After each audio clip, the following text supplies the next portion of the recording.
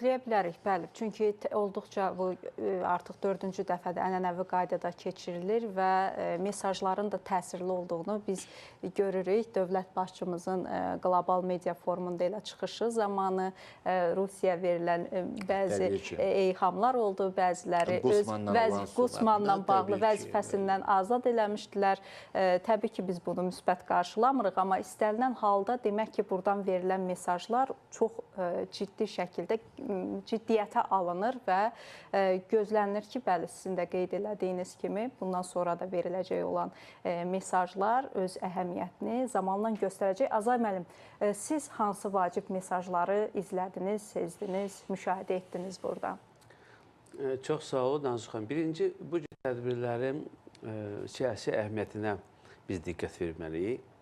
Mən düşünürəm ki, Şuşa forumu 4-cü sayca keçirilir. Bu, Azərbaycan dövlətinin, cənab prezidentin birbaşa təşəbbüsündən 2020-ci ildə başlanılan vətən müharibəsinin başqa bir formada davamıdır. Çünki istənilən uğurun bilirsiniz ki, bir neçə komponenti olur. Biz hərbi komponenti başa vurmuşuq. Hal-hazırda diplomatik, siyasi və informasiya komponenti üzərində ciddi iş gedir. Diplomatiya komponentində biz artıq demək olar ki, əsasən maraqlarımızı təmin etmişik.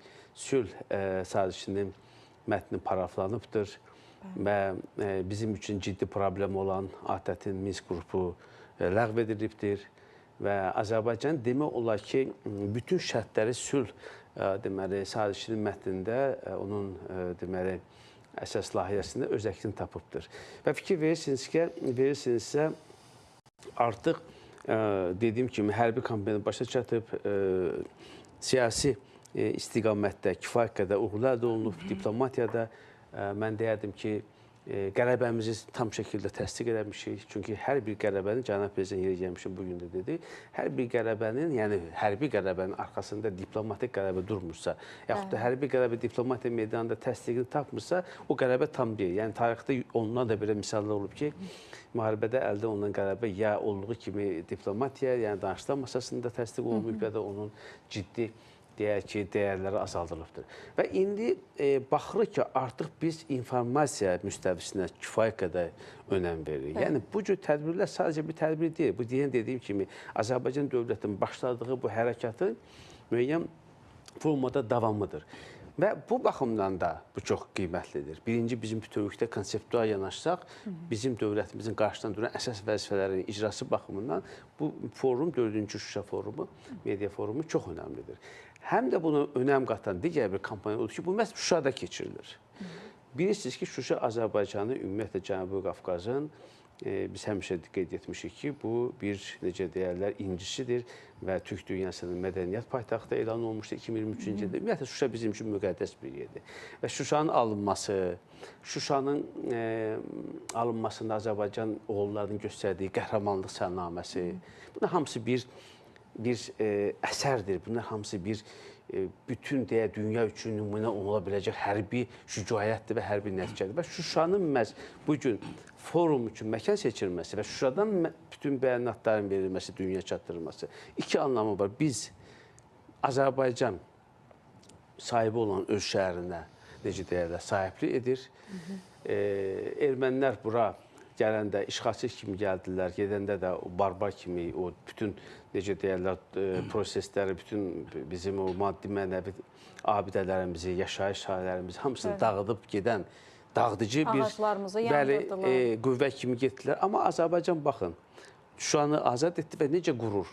Yəni, bütün bunlar hamısı çox simvolik xarakter daşıyır və cənab prezident bütün bunların hamısını bu formanı seçməklə çox incə bir mesaj verir dünyaya. Ki biz hardan gəlib, özü necə dedik ki, hardan gəlib, hardan başladıq, hara getdik. Bütövlükdə bunun, deməli, məncə ictimai-siyasi məziyyətləri bununla ölçülür və bununla əhəmiyyətlidir. O ki, qaldı konkret olaraq orada səslənən fikirlərə, bəli, bu bir mexanizmidir, bu bir platformadır, xüsusilə beynəlxalq platformadır və təsəvvür edin ki, hər il Azərbaycana gələn qonaqların, mətbuat nümayəndələrin, strateji araşdırmaçların sayı artır.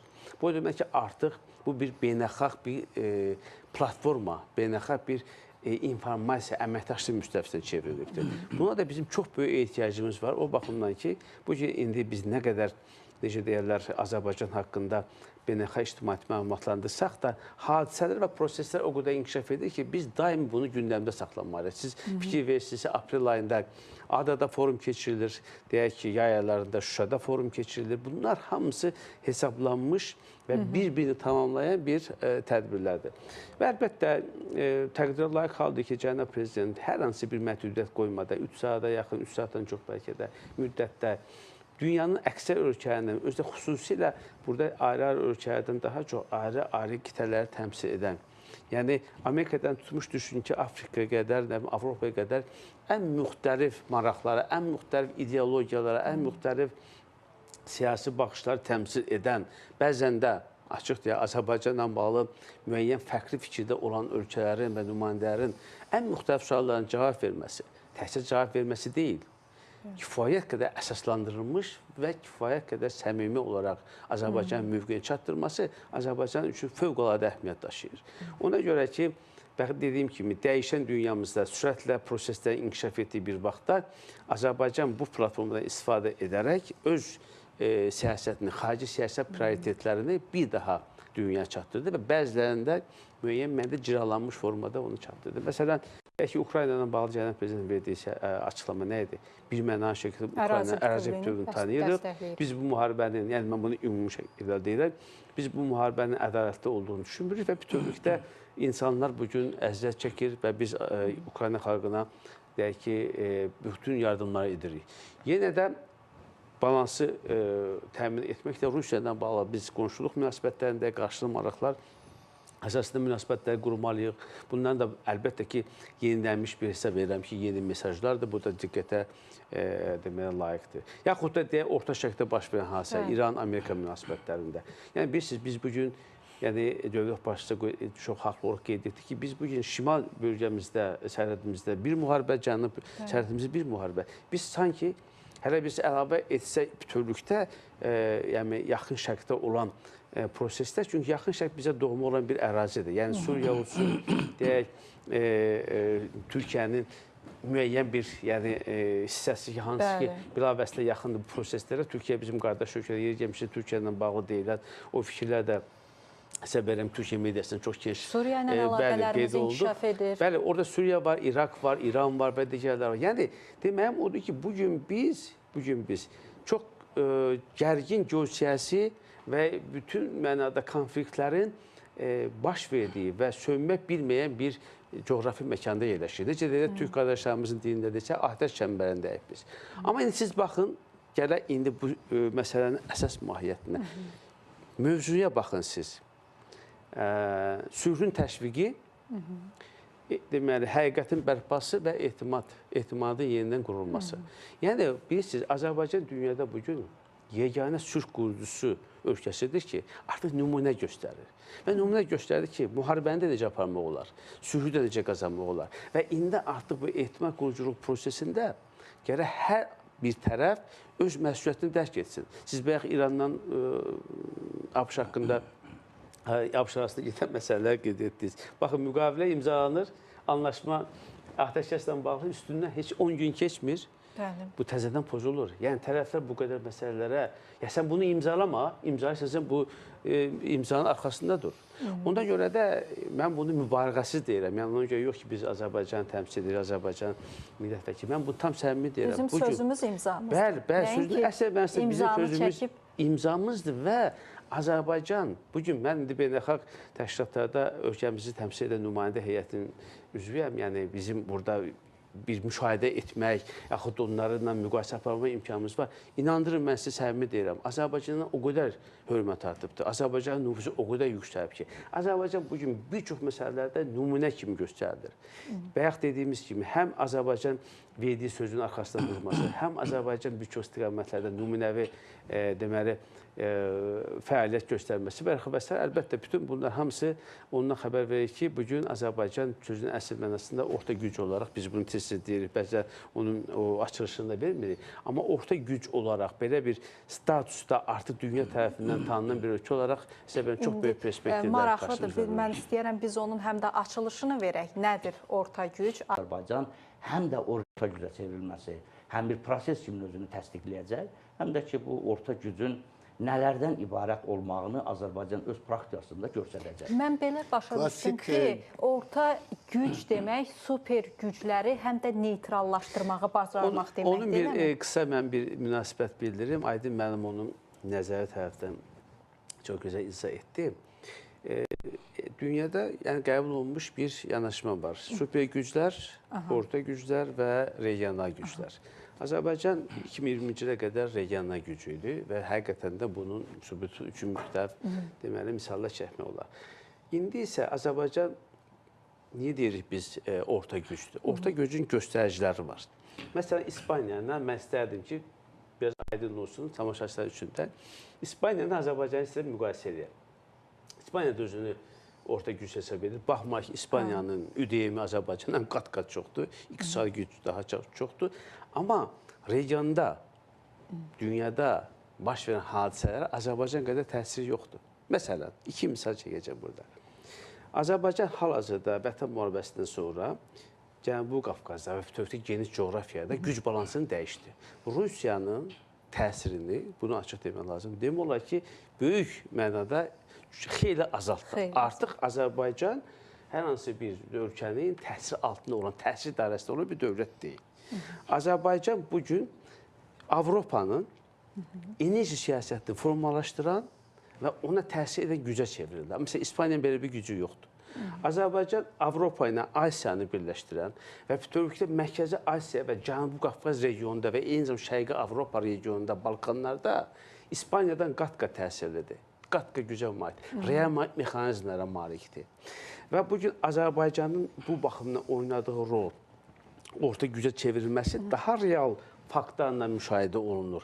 Nəinki deyək, İspaniyanın. Bəli, bu gün də baxın da İspaniyanın indi bilməm siz, mən məsələn yaxından izləyirəm. Avropa İttifaqında rolu, ATƏT-də rolu, ya da başqa qurumlar, BMT-də hətta rolu. Baxın, Azərbaycanın qoşun hərəkatının rəhbəri kimi BMT-də daha çox təsirə malikdir, daha çox təsir etmək imkanlarına və qərar qəbuluna təsir imkanlarına malikdir. Nəinki İspaniya. Ona görə də əlbəttə bu siyasi termin olaraq bütövlükdə oturmuş bir termindir və bu da ölkələrin bir konkret olaraq gücünün göstəricilərini və qlobal proseslərə, ən azı regional və üst regional proseslərə təsir imkanlarını göstərən bir faktordur. Dövlətin və təbii ki, onun liderinin yürütdüyü siyasət nəticəsində ortaya çıxaran bir reallıq. Azay müəllim, Aydın müəllim biraz əvvəl maraqlı bir məqama toxundu, həm də ki, orta güc olmaq Zəngəzur dəhlizi ideyasını həm Avropaya qəbul etdirmək oldu, Qərbə, həm Amerika Birləşmiş Ştatları bu istiqamətdə lazım olan dəstəyi Azərbaycana verir. Amma bir reallıq da var ki, İran bu gerçəyi qəbul etmək istəmir. Zəngəzur dəhlizinin reallaşması ilə bağlı Ermənistanın ünvanına səslənən ultimatumları hər halda eşitmişsiniz. Rusiya deyir ki, gerçəkləşsə də mənim maraqlarım burada nəzərə alınmalıdır. Bu məqamları, yəni həm Rusiyanın, həm İranın mövqeyini neytrallaşdırmaq üçün orta güc kifayət edəcəkmi? Bilirsiniz, ümumiyyətlə Cənubi Qafqaz tarixən məhz imperiyalar arasında daimi mübarizə meydanına çevrilib. Tarixin rəqəmləri dəyişsə də 1721-ci il, 1812-ci, 13-cü il, 1828-ci il dəyişsə də, yəni bütün bu münasibətlər qalıbdır. Yəni dövlətlərin maraqları və geosiyasi təsir uğrunda apardığı mübarizələr demək olar ki, mahiyyət etibar, forması dəyişib, mahiyyəti qalıbdır. Amma burada söhbət ondan gedir ki, bu cür imperiyanın toqquşduğu bir məqamda dövlətlər nisbətən onların əhatəsində olan dövlətlər özlərini necə qoruyub, necə öz müstəqilini davam etdirəcəklər. Azərbaycanın Ulu Öndər Heydər Əliyevin siyasəti və o siyasəti davam etdirən cənab prezident məhz bu cür testlərə, məhz bu cür sınaqlara artıq, necə deyərlər, tab gətiribdir və bu cür sınaqlardan çıxıbdır. Davamlı biz bunu gördük. 94-cü ildə əsir müqaviləsi, İrandan, Rusiyadan gələn təzyiqlər, terror hadisələri, ondan sonra gələn proseslər, Qəbələ ərazisinin Azərbaycandan çıxarılması, vətən müharibəsi və s. misallar çoxdur.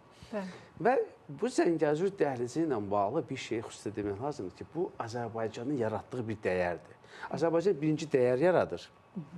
Sonra bu dəyəri beynəlxalq siyasətdə və özünün xarici diplomatiyasında onun materiallaşması, reallaşması üçün maksimum səylər göstərir. Artıq Zəngəzur dəhlizinin açılması bir dəyərdir və bir reallıqdır. Bunu İran istədi, Rusiya istədi, bunun heç vadiyyəti yoxdur. Baxın, hətta Azərbaycan bir ağıllı bir gediş edərək, İranla əməkdaşlığa üstünlük verərək bir Araz dəhlizi adında yenə də bir Naxçıvanı birləşdirəcək bir alternativ bir marşrut da müəyyənləşdiribdir. Bu nədən qaynaqlanır? Bu ondan qaynaqlanır ki, birinci Rusiya yer gəlmişdir, coğrafi baxımdan yaxın deyil bura. Zəngəzur dəhlizinin heç vadiyyəti yoxdur. Ən yaxşı halda onun İranla sərhədini qoruyan, Ermənistanın İranın sərhədini qoruyan qoşunlara vasitəsində təsir edə bilər. Buradakı artıq təsir imkanları sıfıra bərabərdir. Mən inanmıram ki, ona hansı bir formada təsir etmə gücü olsun. İran isə bəli, coğrafi ərazisinin birbaşa aidiyyat olduğu üçün müəyyən mənada buna etiraz edə bilər. Amma bir şey bilmək lazımdır ki, Zəngəzur dəhlizi təkcə həm də Azərbaycan məsələsidir. Mən bayaq ona gətirmək istəyirəm ki, o yaradılan dəyər artıq olub bütövlükdə Asiyanı və Avropanı birləşdirən bir dəyər. Çin burada maraqlıdır, Amerika burada maraqlıdır, burada Avropa maraqlıdır, Türkiyə maraqlıdır. Baxın. Amma Amerika okean otayındadır, Azay müəllim. İran buradadır, Rusiya yaxınlıqdadır, Ermənistan vasitəsindən təsir göstərir. Hadisələrin hazırki fonunda, Hörmüz boğazı ətrafında baş verən hadisələrin fonunda, İran-Amerika müharibəsi fonunda siz belə düşünə bilərsiniz. Amma böyük vadədə bir şey bilmək lazımdır ki, bu məsələdə Azərbaycan bayaq dediyim kimi bu yaratdığı bu dəhliz, məsələn bir misal deyim, fikrim daha aydın olsun. Buyurun.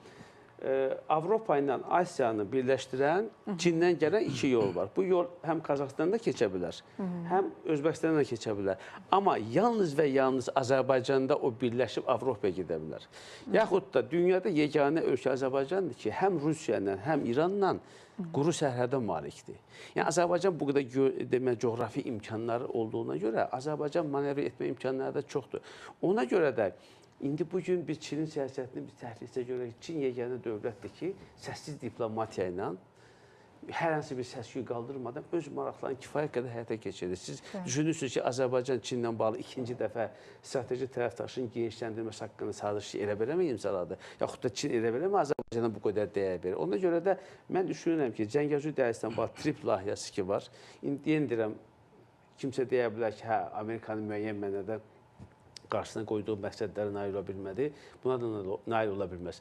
Amma mən inanıram ki, buna şübhə etmirəm ki, artıq triplə bağlı proses kifayət qədər inkişaf edib. Bunun nümayəndəsi gəlmiş, rəhbərlikdə təmsil olunan şəxs gəlmişdir. O da Avropanın ən böyük, deməli, limanıdır, portudur. Təsəvvür edin ki, Avropanın enerjisinin 30%-ni təşkil edən, təmin edən bir limanın deyək ki, portun nümayəndəsidir. O bilsin Zəngəzur dəhlizi haqqında nə dedi? Dedi, Zəngəzur dəhlizi bugün bütövlükdə bizim haqqında danışdığımız o ərazi Avropa üçün bir nəfəslikdir. Xüsusən şimal dəhlizi ki, bugün Ukrayna, Rusiya-Ukrayna müharibəsi fonunda tamamilə zəifləyibdir. Və bugün orta dəhlizin gücü artıbdır və bunun da müqabilində hətta Gürcüstan üzərindən gedən yükdaşmaları da saxlamaqla Zəngəzur dəhlizinin çox böyük ehtiyac var. Ona görə də burada artıq bu güc, qlobal güclərin maraqları, Azərbaycanın uyguladığı, həyata keçirdiyi doğru siyasət bu prosesi geri dönməz prosesə çevirir. Ona görə də mən şübhə etmirəm ki, İran yaxud da Rusiya bunda hər hansı bir formada maneçi törədə bilməyəcəklər.